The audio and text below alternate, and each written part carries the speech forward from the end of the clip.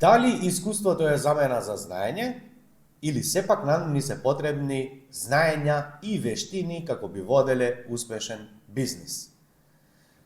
Оно што е интересно, дека можеме да земеме било која една метафора од животот, од општите работи во животот и да погледнеме неколку работи и ќе ни биде многу јасно што се случува и во нашиот бизнис, но за жал предпремачите многу време, многу малку поминуваат во размислување како би можеле да го пронајдат одговорот.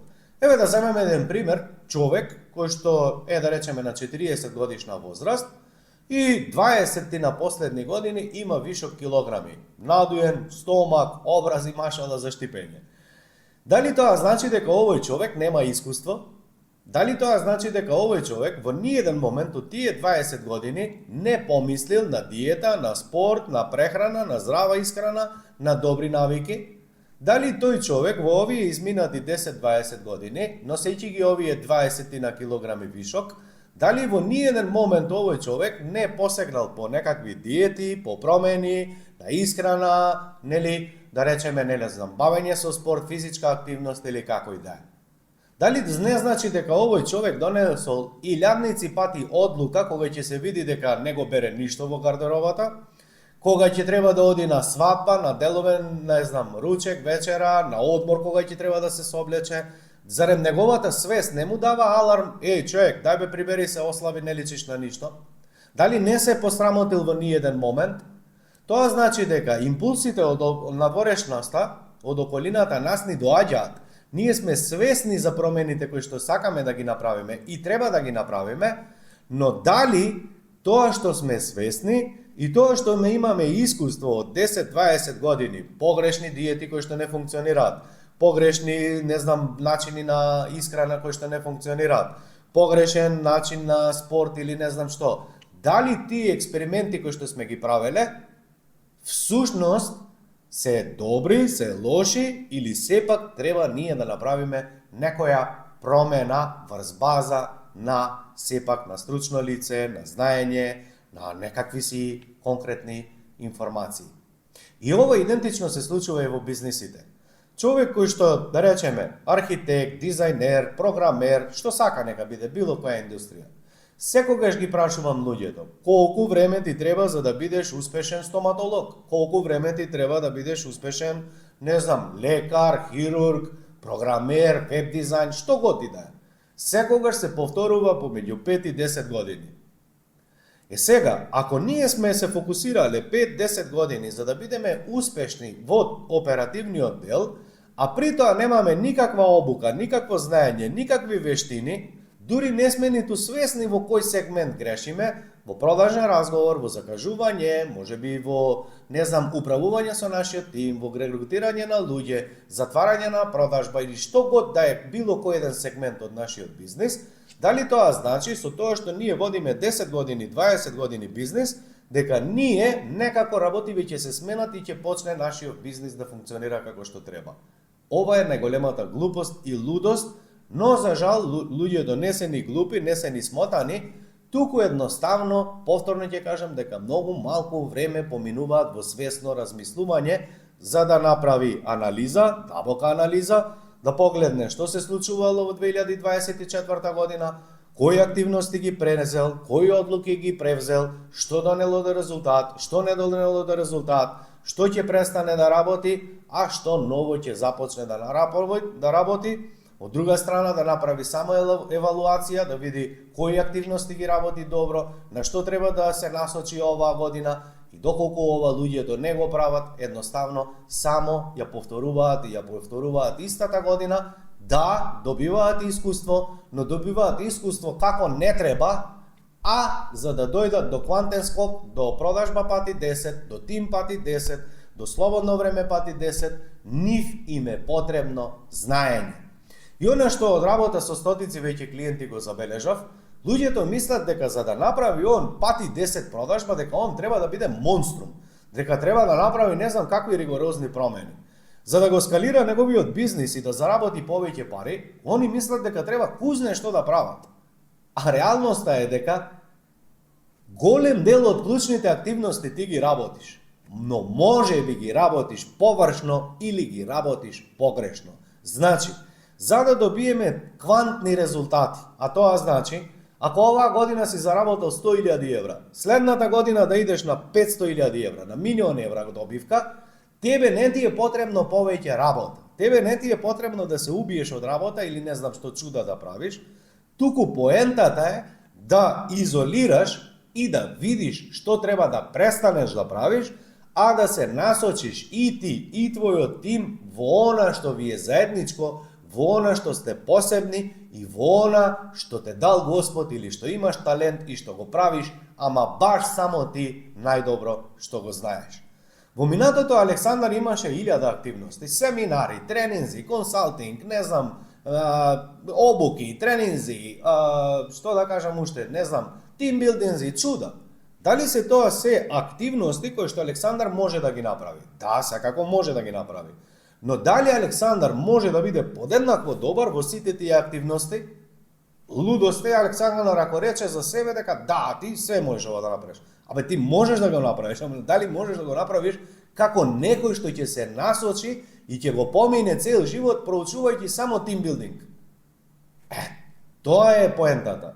И сега ти кога ќе ги запишеш сите Божји активности што ги правиш и ги изолираш во што си исклучително добар, ти и за секој член на тимот, во што си просечен, а што си катастрофа, и овие само ги тргнеш на страна и цела 2025 се насочиш исклучиво да се фокусираш само на клучни резултати кои што ти носат резултат, тогаш пиши ми по една година, доколку си дисциплинирана личност и го примениш ова што го зборам, да видиме дали ќе направиш квантен скок или ќе биде исто како 2024 или 2023.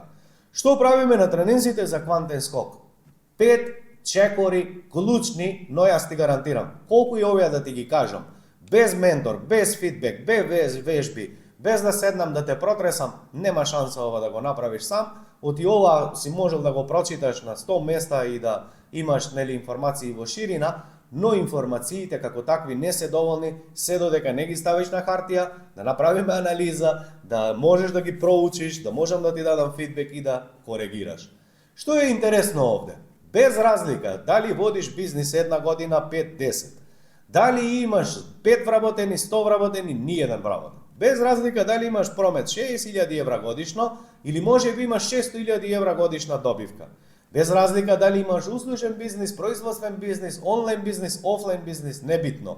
Едно е заедничко за сите нас, а тоа е дека или ние поставуваме јасни цели, предвидливи цели, клучни активности и ги мериме тие, поставуваме индикатори да видиме дали ги остваруваме тие цели, или немаме никаква стратегија, само се надеваме дека некако, 2025 ќе биде подобра година за нас.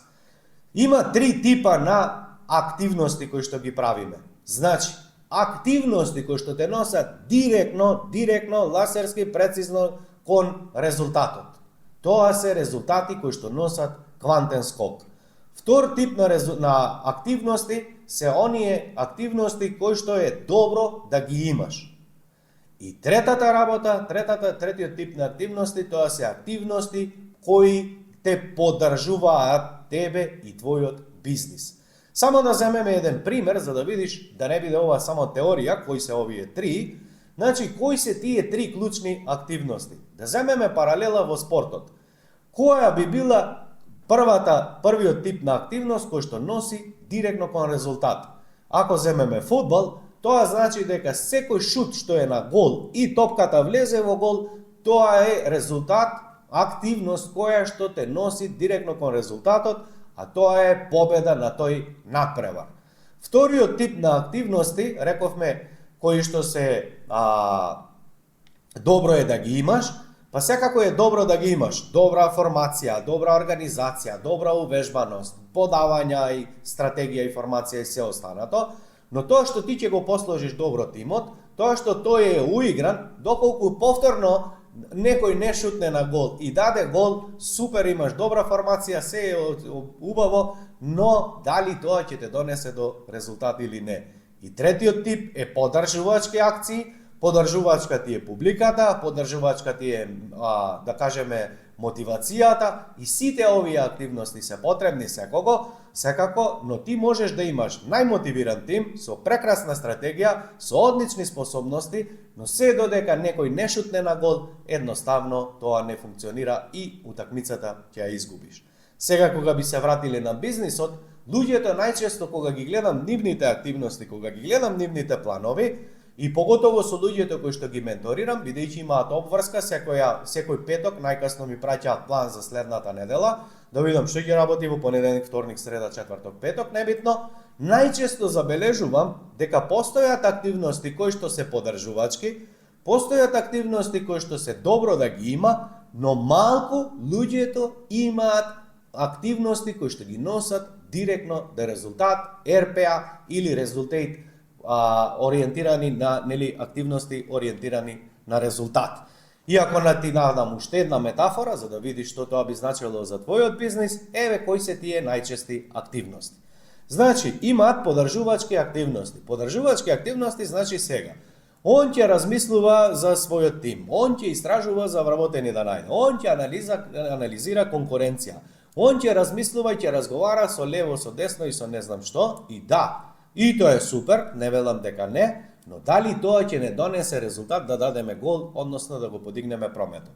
Втора работа, добро е да ги има, значи луѓето ќе одат, не знам, на состаноци, ќе прават вмрежувања, ќе пуштаат реклами, ќе идат на подкасти, ќе прават не знам што, ајде се е тоа супер, нели, објави, Инстаграм, заебанци и ова, она, но дали овие активности се предвидливи, дали овие активности имаш ти контрола, значи правам 3 објави, имам една продажба.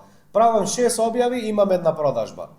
Пример, второ, и сум направил подкаст, имам 5 продажби. Сум направил, не знам, разговор со потенцијален клиент или со вмрежување, не знам што, се враќам со една продажба, 2-3. Дали овие активности можеш да ги мериш и да ги подобруваш, но дали е тоа под твоја контрола или не е под твоја контрола? Значи, лайк, шер, не знам, коментари, глупости по социјалните мрежи, се е тоа убаво и супер, но тоа е поддржувачко за нешто понатамо во животот што ќе ти донесе, односно, барем 6, 7, 8, 9 месеци треба континуирано нешто да го правиш, некој да те следи, да рече, аха, кој е ово, еве не го познам Александар, до моментот да рече, супер, еве ти пари, сакам да почнеме да соработуваме. Овој процес трае помеѓу 9 месеци и 1 година. Како знам? Па за сите луѓе кои што соработуваат со мене, знам, тоа се вика клиентско патување, знам колку време му треба, што треба да прави, како треба да направи, за да крене рака да дојде денот да соработува со мене. Но, повторно ќе кажам, дали овие активности треба да се прават? Да, треба да се прават, но со овие активности, за се што ги изнакажав до сега, не можеме јасно да имаме бројка што колку треба да направиме количина како би имале конкретен резултат. На тој начин ние не ја контролираме нити месецот, нити кварталот, нити годината и пустото се надеваме дека ние ќе добиеме резултати, не знам, 100.000 годишна добивка, пола милион годишен промет или добивка или што готи да значи развој за нашиот бизнис. И па сега, која е таа една клучна активност која што носи резултат? Таа активност е која што е мерлива, во која што си најдобар, во која што си само ти посебен, но и функционира за тебе. Значи, ако за тебе тоа е продажен телефонски разговор, закажуваш на телефон, ало, Мире, ќе се видиме, да, ќе се видиме, идеш, завршуваш продажба. Доколку тоа е твоја активност која што носи резултат, дали тогаш имаш ти контрола над резултатот или едноставно клиентите или обкружувањето? Одговорот е многу јасен дека само ти имаш контрола над сето ова. Да земеме пример, како што кажав, дека тоа е телефонски разговор. Тоа значи дека треба да имаш потенцијални лидови или тоа се потенцијални луѓе, купувачи твои или клиенти, небитно, и тоа значи дека твоја единствена активност која што ќе те донесе до резултат е колку ти ќе имаш телефонски повици, колку ќе имаш закажување на состаноци и колку ќе имаш затворени продажби. Ако е статистиката 10 телефони, 5 состаноци, 2 продажби, бинго, и да си најлош продавач, и да ли си најлош клоузер, значи статистика од 10 состаноци, само една продажба, значи ти имаш сега 2 шанси да бираш.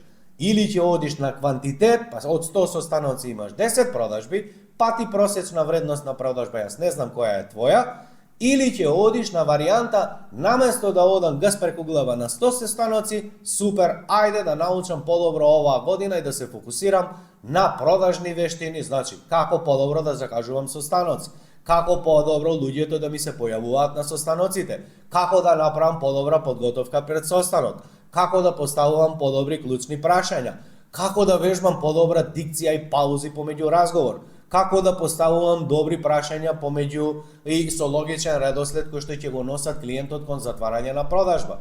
Значи, сето ова што го кажав, кога ти ќе одбереш само една активност, над која што и ти имаш 100% контрола, тогаш види имаш просветлување. Да, тешко е, знаеш дека сето ова од тебе зависи, но дали ти би сакал успехот да зависи од тебе или од нешто што ти не можеш ниту да го мериш, ниту да го контролираш?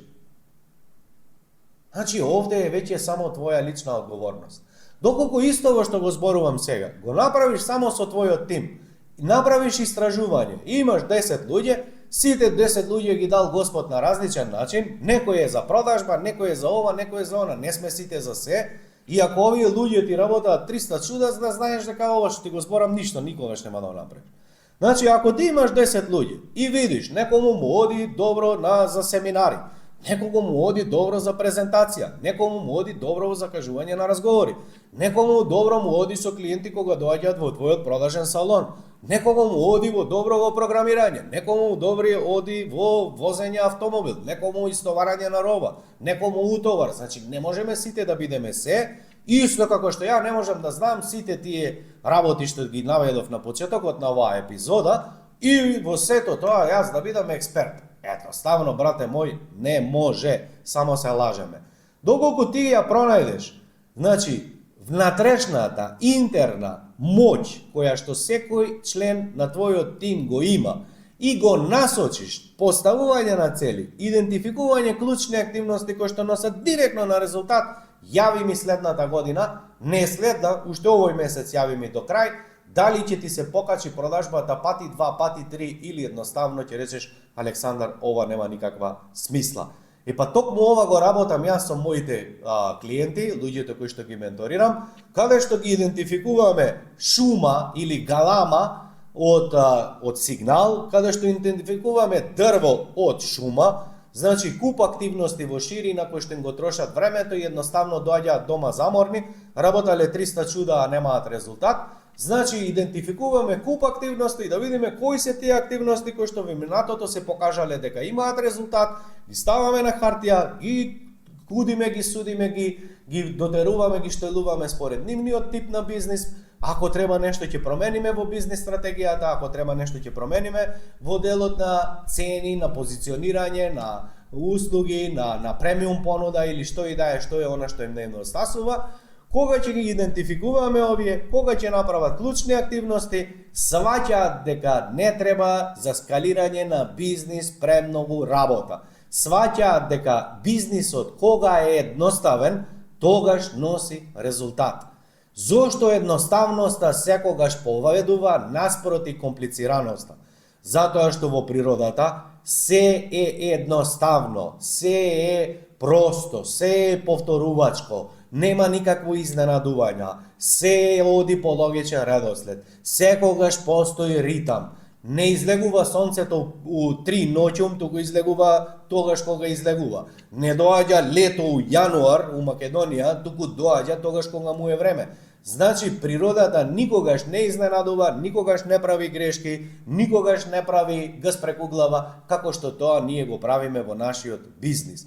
Значи, доколку твојот бизнис не е поедноставен да секој член во твојот тим може да го прави она што ти го знаеш, доколку твојот бизнис нема идентификувано кои производи ми носат промет и добивка, која услуга ми носи промет и добивка, кој е мојот идеален клиент, кој се моја целна група, за кого мојот бизнис постои, кој уникатен проблем го решавам, пошто сум препознаен на пазар и уште неколку клучни работи, тогаш ти ќе го слушаш секој твој клиент и ќе работиш 300 работи кој како ќе ти предложи да не имате ова, зошто немате ова, ти трупај роба глупости, нафаќај се за 300 работи што секој еден твој клиент ќе ти бара, на тој начин зголемуваш куп вработени и да, сега си имал 100.000 евра промет, сега имаш 1.000.000 евра промет, кога ќе видиш ти колку имаш трошоци вработени за 300 чуда што работиш во ширина, ќе забележиш дека имаш просечна добивка од 5-10%, 8%, 12%, како често што се случува. Значи,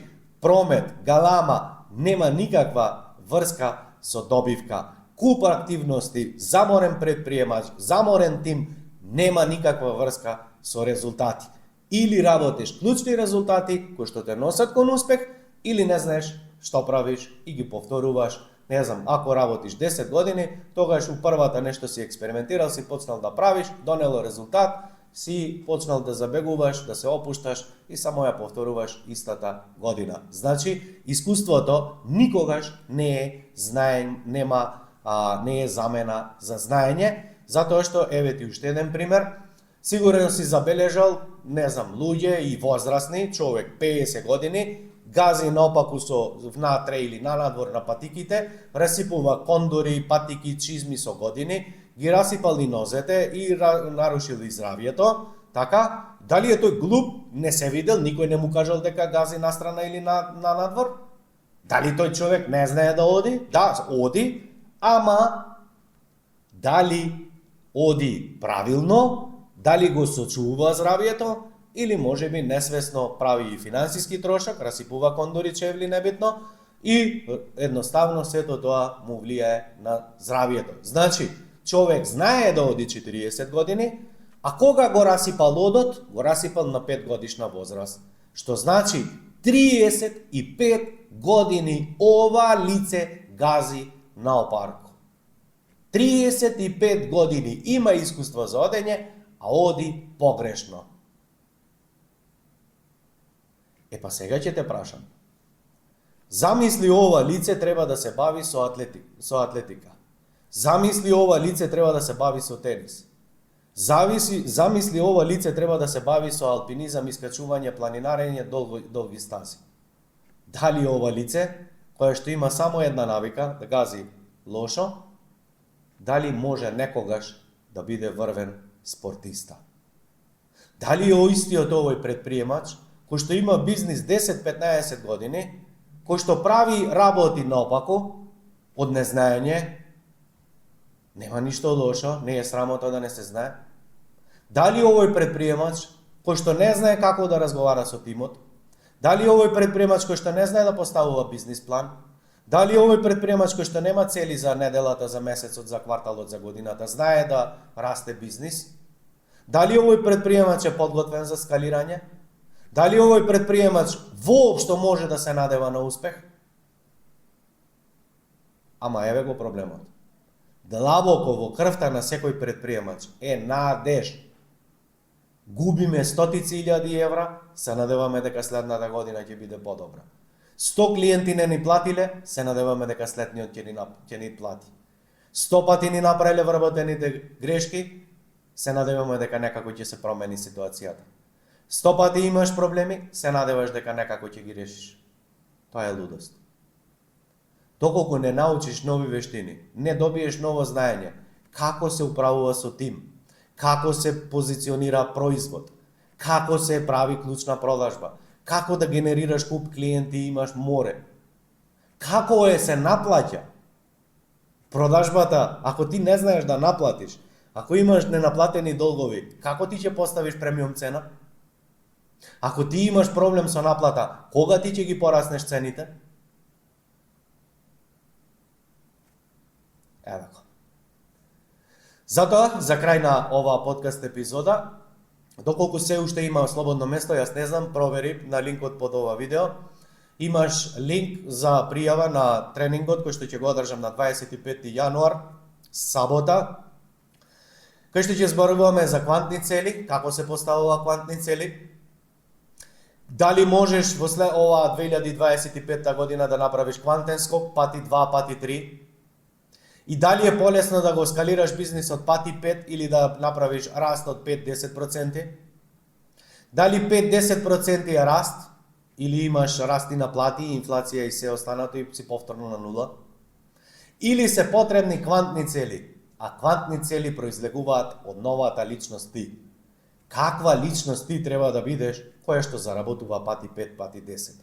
Како таа личност носи одлуки? Како таа нова личност станува од спиење? Како таа личност оди на работа? Како таа нова личност прави планови? Како таа личност нова разговара со клиентите, со вработените?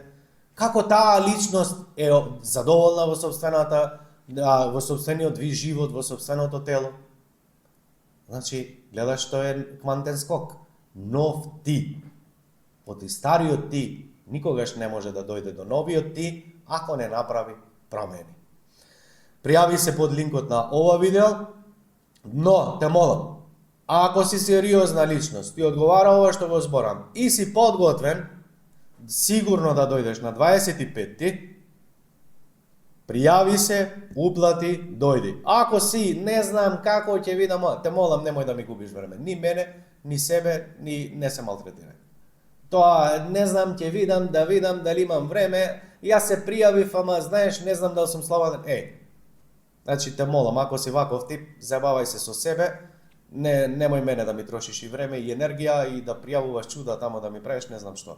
Значи, ако си сериозна личност, ти се работи. Сакаш, доста ти е преку глава ти од заебанција, ако си зрел за промени, дојди. Не си зрел, жити мајка, остај место на друг. Па може би следната година или некоја идна. Поздрав од мене и ти посакувам се најдобро во оваа 2025. Чао!